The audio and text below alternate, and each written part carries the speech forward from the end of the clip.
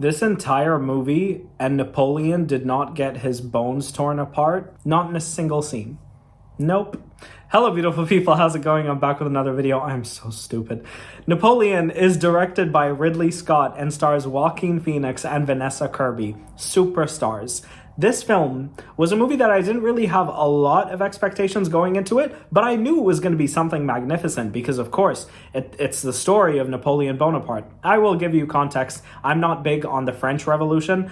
In school, I learned about a lot about the First World War, the Second World War, but I didn't go beyond the 1900s. Before that, I didn't even touch it. And so it was really interesting to see the world essentially before we became a civilized community. And so I went into this movie with not any expectations, but knowing that it's Ridley Scott, so I'm gonna get something visually arresting. And boy, did I get something visually arresting, because visually, this might be the best. No, it is the best film of the year. The battle sequences, guys. Wow! I don't even want to spoil, but again, if you are aware of history, you would know that there are some battles that take place in cold countries, and there are battles that take place in hot countries, and you really get to see Napoleon as a tacticianer, learning how he uses certain elements or certain things, specifically cannons, to do really creative battle strategies. That, to me, was one of my favorite aspects of the film. I already knew that Joaquin Phoenix was a superstar. I loved him in Joker, even though Gaga's about to snag him up in the sequel. I loved him in Gladiator, which I reacted to for the first time on this channel, if you guys want to see that. I knew he was a superstar, but oh my god, is he so good here. And he is equally matched by the amazing, the talented, the phenomenal Vanessa Kirby. Vanessa Kirby as an actress is excellent, and in this movie, she really shines. And I would even go as far as to say that she actually steals the show in this film. She does, because her character, Josephine, you get to see her perspective on how she climbed the social ladder. Now, don't get me wrong, she is not a good person at all. You guys know how I feel about certain things that people do that I don't tolerate at all. And oh my goodness, Napoleon and Josephine had the most toxic relationship I have ever seen depicted in film. It was a nightmare for someone like me, a lover, to see two people treat each other like that. It felt like a horror film, and it had me just disgusted at the screen, which I feel was a really good job done by Ridley Scott as a director, because I'm also assuming he wrote this. It's just so hard-hitting because it constantly contrasts between what he's doing in the war to what's going on behind closed doors in his house. I just said behind closed doors. It shocked me how open the French people were when it comes to what was going on behind closed doors. It was the worst kept secret. And just seeing that from a history perspective, you kind of get to see, it's kind of like a comparison to what celebrities go through today, how all of their private information is just thrown up on the news for all of us to consume. That's essentially what people were doing in the 1800s. That is crazy to me. And that essentially wraps up my positive aspects of this film. Because this film,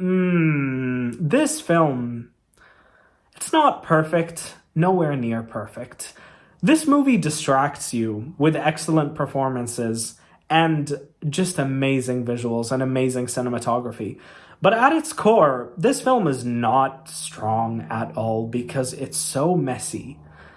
And in a way, for a person who doesn't know anything about Napoleon, I don't think this movie taught me anything other than his amazing strategies and his really toxic relationship with his wife. That's essentially all I learned. Because when it comes to the politics of this film, in my opinion, again, my opinion, this movie didn't really explain a lot to me. And people love to use the example of, okay, well then you're just stupid.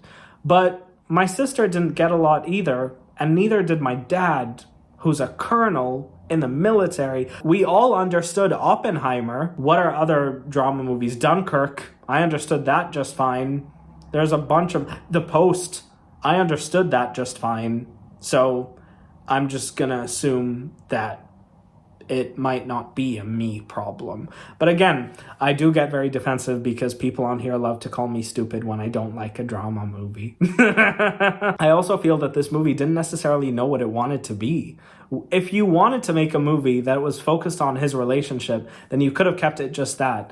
But instead, it feels like it's going back and forth trying to contrast between something, but I only understood that until after I left the film and my dad was saying, you can actually see how it contrasts. But my dad also felt that the film was messy because it expects you to know all of the big things that occurred with Napoleon. So I'm assuming that if you go into this movie knowing everything that happened, you would actually really enjoy it much more than I did because you don't need to be spoon-fed this information, this historical information. And I think Ridley Scott, as a director, shouldn't assume that everybody knows everything to do with the French Revolution. That's like me saying everybody in the world should know the history of the United Arab Emirates. That's just how I see it. Not everybody should know that because I shouldn't expect them to. I shouldn't expect to do homework before going into a film. And I think that's on Ridley Scott, if I'm being honest. I don't blame it on Vanessa Kirby. I don't blame it on Joaquin Phoenix. They did everything they could with the script they were given, and the dialogue between them as a couple was magnificent. This movie isn't bad in any way, but I do think that there are a lot of things missing from it, and that really deteriorates before your eyes. And I think that, if you're making a movie about one of the most iconic historical figures of all time, you should at least explain to us what's going on in a bit more of an exposition kind of way, because I was lost half of the time when it wasn't focused on Josephine and Napoleon. And again, his bones were not pulled apart at any point in this film. I would give it a 6.5. No, I'd give it a 6. This movie's a 6. It's visually arresting. The performances are amazing. You should definitely go see it, but do some research before you go in. I'm sure you'd enjoy it a lot more. My proudest moment was when they went to Waterloo, and I remembered the ABBA song. And I thought, Napoleon is going to surrender because I know this song.